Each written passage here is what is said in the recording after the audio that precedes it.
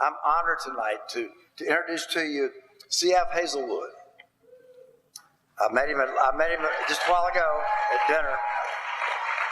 I mean, this guy's amazing. I mean, I've got his resume right here, and I probably would need water to drink in between all this, because this guy's been not active but radioactive. I'm telling you, this guy has been unbelievable. I mean, he's got degrees from all of these places like Texas A&M. My goodness, he got his. Some of you people in Texas are proud of that, aren't you? I can tell. Yeah, he got his BS in 1979. He's got College of Biblical Studies. He's got 2 certificates from there. He got his BA there, 1989 and 1993. Dallas Theological Seminary. Got his master's there. You got a doctorate, honorary doctorate. My goodness, I'm proud of that, man. That you have to do something to get an honorary doctorate. That's for sure. This guy was an officer in the Marine Corps. So that's serious stuff right there. He served in support of NATO and the Middle Eastern operations. This guy on his paper says he retired in 2013. Don't you believe that for a minute? Don't you believe that for a minute? He said he retired from the department at that time, Department of Criminal Justice, after 31 years and 8 months. But I believe the department needed him. So what did they do? They called him back the next year, right?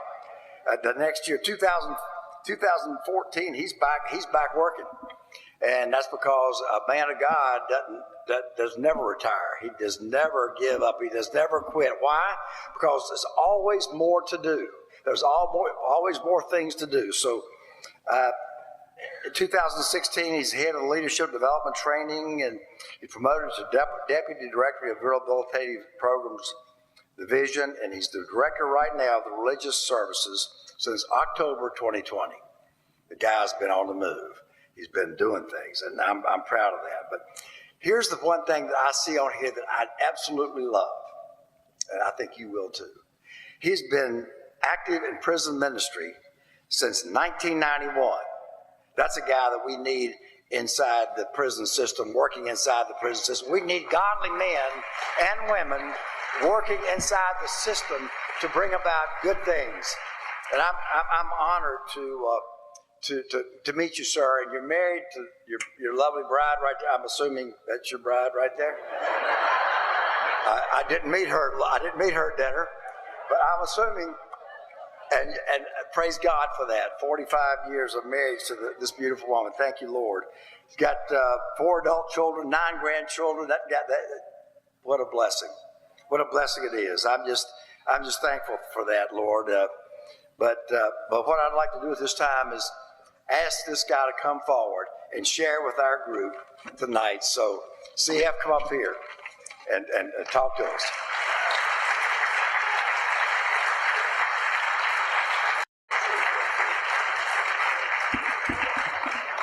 Good evening, everybody.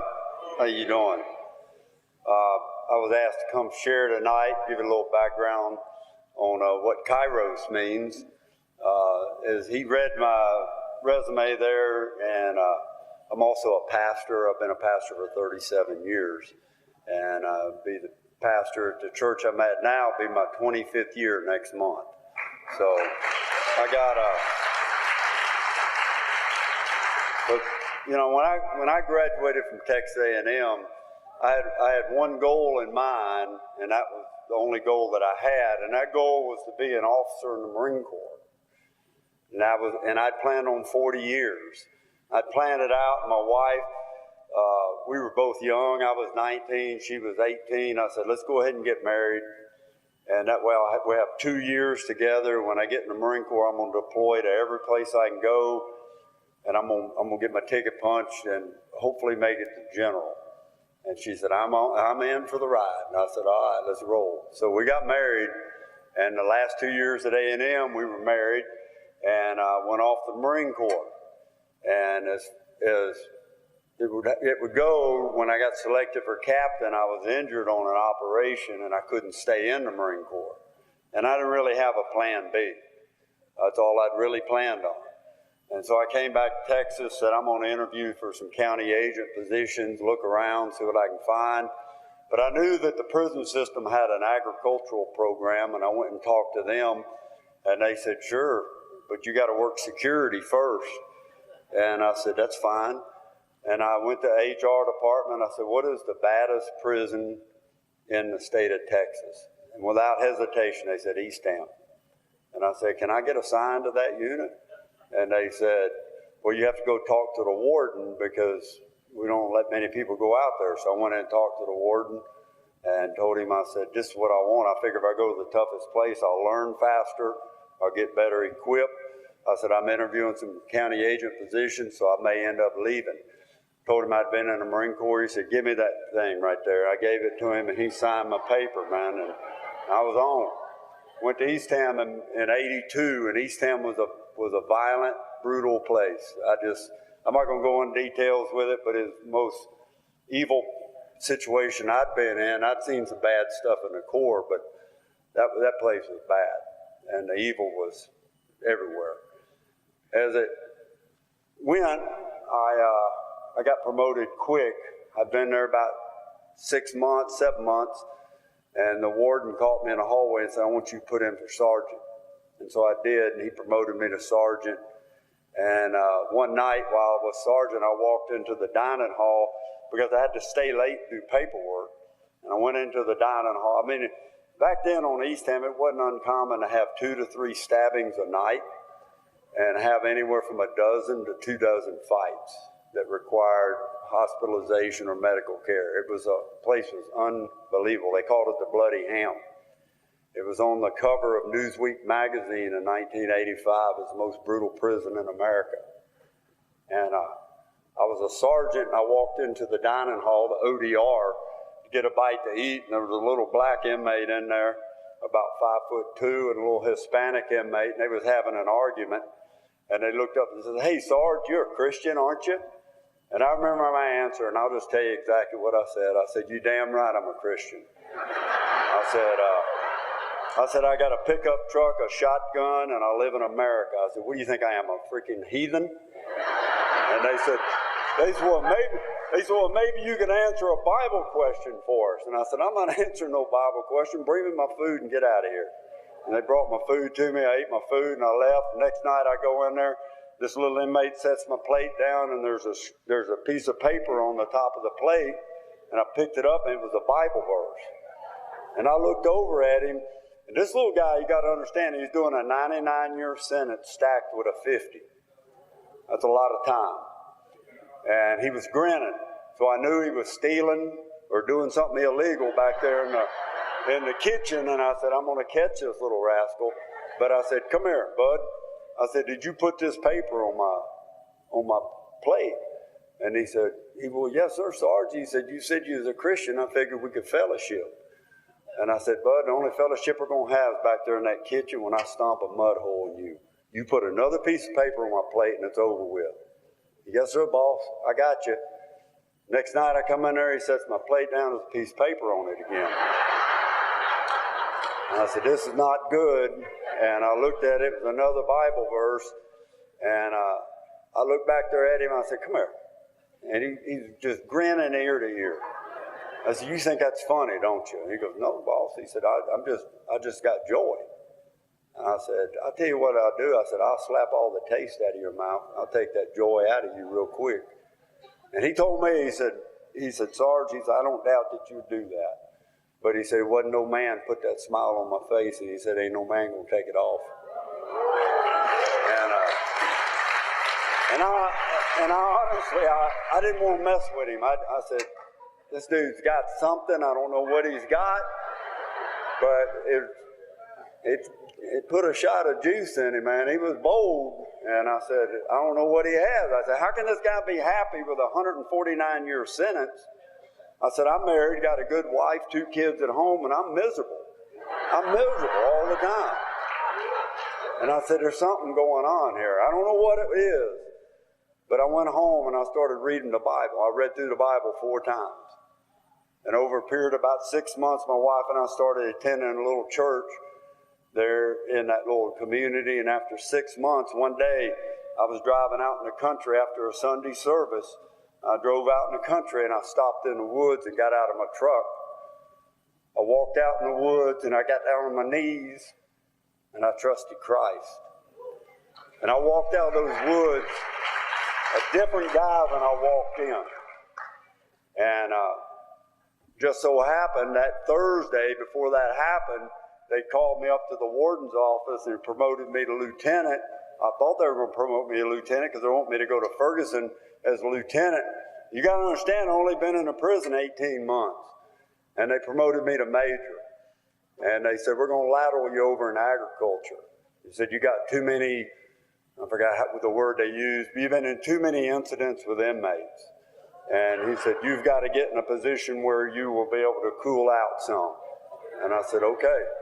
And at that time I had, I think it was 84 federal lawsuits totaling about $48 million, something like that. And I said, well, I'm going to have to weather this storm out. But see, I got saved that Sunday. That happened on Thursday. I got saved on Sunday. And so I just started listening to Bible cassettes, studying the Bible, went to Bible college, ended up going to Dallas Seminary. After a year of that, I started pastoring a little country church.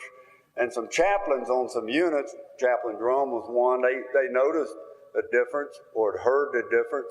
I remember Chaplain on Cofield asked me to come in and share my testimony with inmates. And I said, there's a lot of things I'll do in life. But I said, ministering to inmates is something that is not going to be done. I said, I'm not doing that nonsense. And so I went home, and God had to deal with that pride.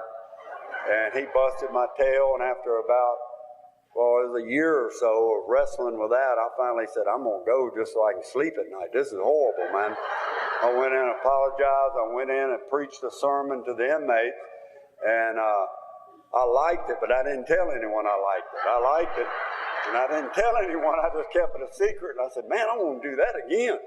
And so I started doing it. And in 90, I started doing it on a regular basis. And all my peers and stuff were telling me, they said, look, you keep going in and doing these hug-a-thug programs. That's what they call them. That's from the guard, the correctional officer side. He said, you keep doing these hug-a-thug programs. And he said, you're not going to get promoted in the agency. And I said, all right. I mean, my own boss told me that. And I said, I'm going to be obedient to God. If I don't ever get promoted again, so be it. I'll just be the best that I can be where I am. But I'm not going to disobey God no more. I ended up being promoted in agriculture to the ag director, and then the executive director promoted me to the division director over the agency. I went as high as I could go apart from the board appointing me into a position. And I retired there in 2013. And I was out about 5 months, and the executive director asked me to come back and teach leadership, and I did. I taught leadership to I rewrote their entire leader development program and taught everyone from sergeant through warden about leadership. And it was going great. Things were going fantastic.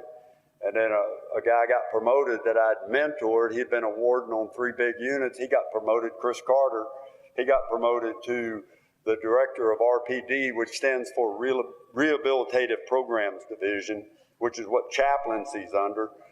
He called me one evening and said, would you mind coming over here and running my chaplaincy department for me? And I said, I sure would. And so I did. And I've been in that job since October of 20.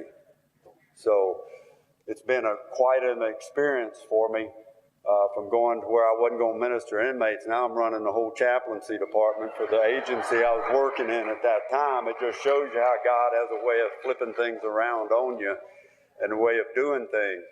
But I've been in the prison system for 40 years now. And I'm on my 40th year, and I can tell you right now, on one hand, the programs that are extremely effective, and Kairos is one of those programs. Kairos is without a doubt one of the most effective programs in the Texas Department of Criminal Justice because it goes to the heart of the issue. Kairos doesn't play around. Yeah, I know they got their game. They bring them in for the food. That's what gets them in there. And they're saying, I'm going to go for the food.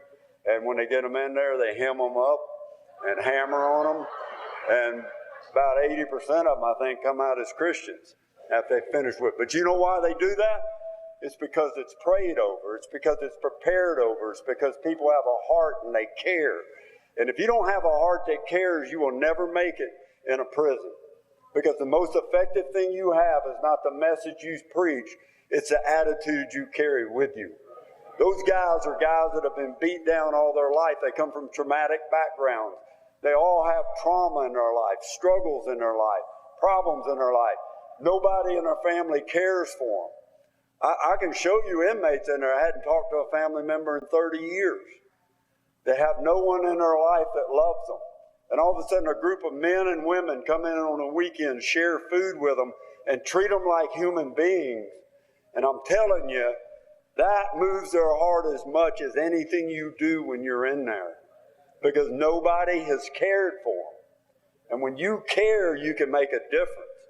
When you love people, you can make a difference. And that's what they see. And I see the results of it across the board. And I work with all kinds of ministries inside the prison system and working with all different kinds of people. But by you just coming in there and looking an inmate eye to eye and talking to them, you would be shocked. I took a group in, about a month ago to one of our YOP programs. YOP stands for Youth Offender Program. We have in the prison system right now about 24 inmates that are aged 13 to 17 that are too violent to put into a juvenile facility because they beat up all the other kids and stuff. Some of them are doing 75-year sentences and stuff like this. And I had one of them, and I had this little group come in, and they shared pizza with them, played checkers with them, and then sharing the gospel in the process of that, but mainly just showing them friendship and stuff. And one of those inmates came up to me, a 15-year-old kid, been there 2 years, doing a 75-year sentence for murder, came up to me and said, I hadn't ate a pizza in 2 years, Mr. Hazelwood. And he said, I've never had an adult sit down at a table and talk to me. He said, this has been a very cool day. He said it was a very fly day, but that means cool is what it means. He said, this was fly, man. I said, all right, brother, I understand. And you see what a difference and impact that had on his life.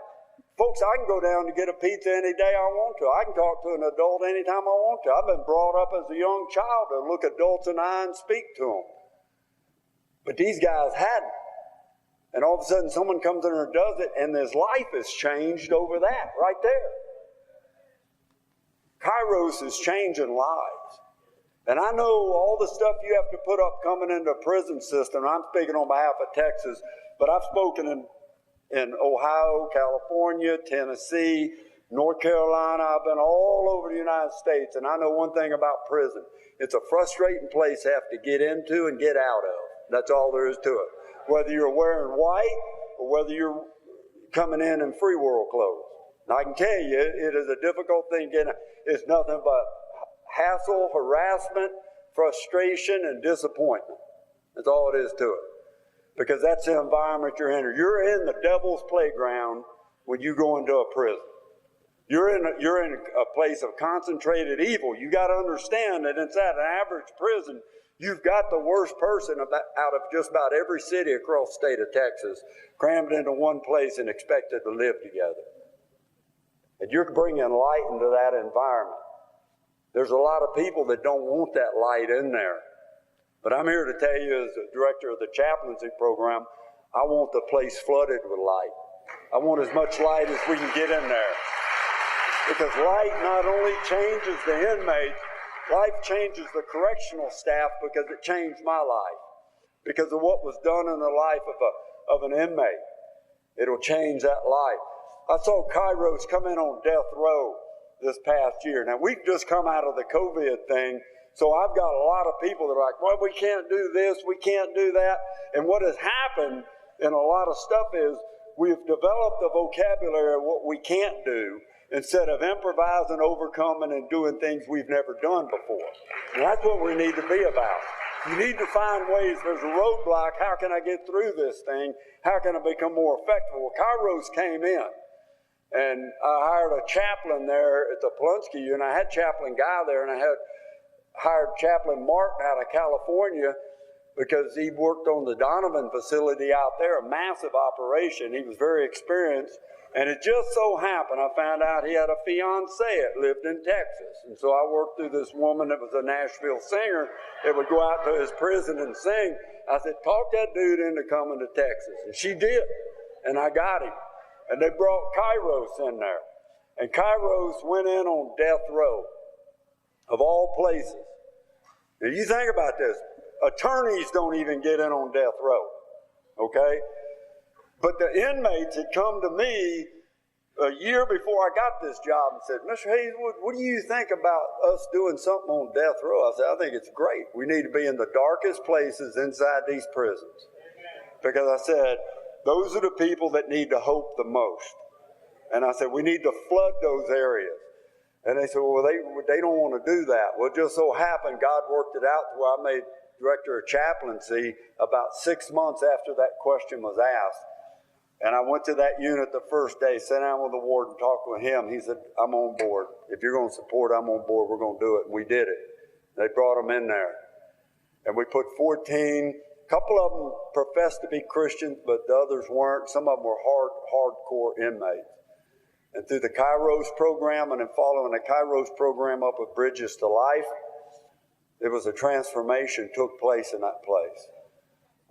Those 14 inmates that were in there, their world was shook. So much so that they opened the side doors into the next pod, and those 14 started taking the program.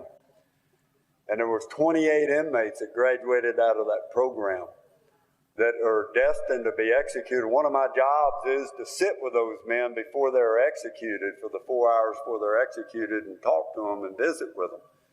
And so I go back on death row several times a month to talk to those men back there. Now, you want to talk about a dark place. You're doing a life sentence, but at the end of your sentence, we're going to kill you. Okay? That's about as dark as they can get. We get back there in that prison and share with those inmates, and then those inmates graduated, and when they graduated, they had a ceremony. I'm going to try to get it to play on the mic, but I want you to hear these inmates on death row singing a song, if I can get it to play. You know how these things go. This thing don't want to work in here, it looks like. I may not be able to do it. Can you hear that?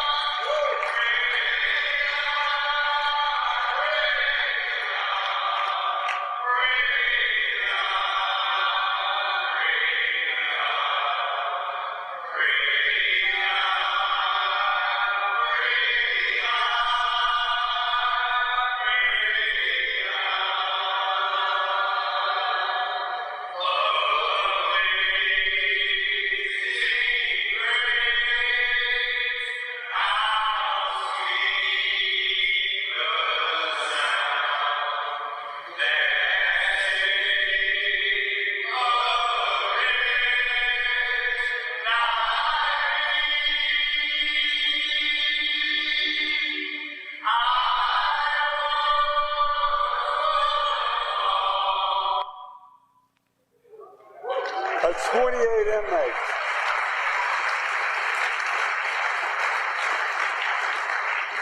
And they're singing Acapulco, whatever you call that, when they don't have any background music. But let me tell you, those guys' lives are changed. Next to those two pods is what we call a pod. A pod is where we put the inmates that are going to be executed. They're within 30 to 60 days of an execution, or they've gotten their execution date. Those field ministers, these are inmates that have been through seminary that we have working in the prison that we use similar to chaplains. I told them, I said, Troop, you and Solly open those side doors and let them guys on A-Pod hear this. So they participated in the programs too.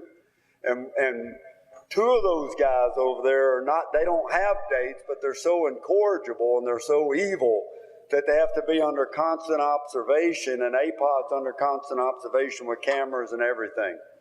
One of them killed one of our own correctional officers, beat him between the eyes with a steel rod, 14 times and threw him off the top rope. Spit on him after he threw him off. He jumped on 2 officers up on the Robertson unit, stabbed them, collapsed their lungs. Has over a dozen assault cases with weapons on staff. As evil as they come, one of the most treacherous human beings I've dealt with in 40 years in the prison system.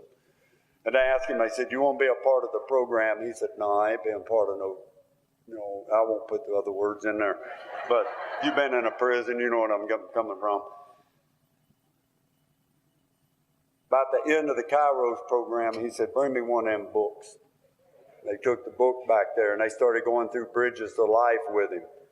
And it took about 6 weeks, but he ended up trusting Christ in his life.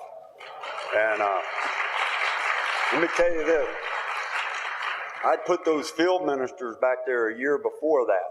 And I said, you go through there ministering guys in death row, but you go by his cell every day and you build a relationship with him. Just talk to him. And one of these field ministers doing a capital murder sentence, the other one's doing 75 years. So I knew they had that, what they call street respect or whatever. I said, go back there and build that relationship. Talk to that guy. And I'd see him every month, and they said, boy, he's hard, man. I said, that dude's evil. He's concentrated evil, Miss Hazelwood.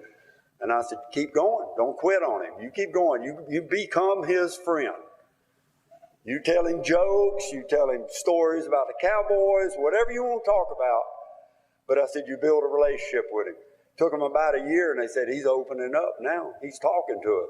Well, that was right about the time Kairos came in, and that's about the time Bridges Life came in, and that guy came to faith in Christ. And I talked to him and put him in the rec cage, and I talked to him, shook his hand, and he said, Miss Hazelwood, he said, I'm an evil person. He said, I understand that. He said, but he said, it took all these years of living like an animal to finally realize that there's hope for even me. And I said, there's hope for everyone, dude. There isn't a person out there that's out of hope. I said, unless you're dead. And I said, but as long as you're alive, there's still a chance for hope. And he said, I want you to know this, man, that those people coming back here doing that, he said, I have never seen love in my life, man. He said, I didn't know what love was. He said, I guess my mom loved me, but she never told me she did. She said she would put vodka in my baby bottle to calm me down, and when I got older, she'd let me sneak it to school in my lunch pail and stuff. And he said, I drank my whole life. He said, I've been a drunk, loser my whole life. He said, I don't know my dad. He said, but I've had so much trauma in my life going from family to family, been raped so many times. He said, that hate just built up in me. And he said, I hated everybody. I'm going to tell you, this guy's evil. But I'm going to tell you what, folks, I don't care how hard a heart is or how dark a place is, the gospel of Jesus Christ can turn any life around.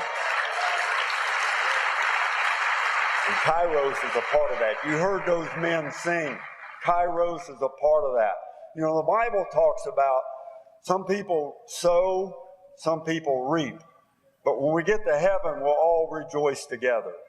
And so there are people, even in this ministry, that are behind the scenes that are doing stuff that are critically important. And I just want to encourage you to keep going and keep moving forward, because your work is not in vain in the Lord. It's making a difference in people's lives. And this program that you have and this ministry that you have is something that you should be proud of from the standpoint that it is bringing about fruit. Now, I understand, I'm theologically based, you understand that. And I know it's the Holy Spirit doing it, okay? But the Holy Spirit doesn't work in a void, people.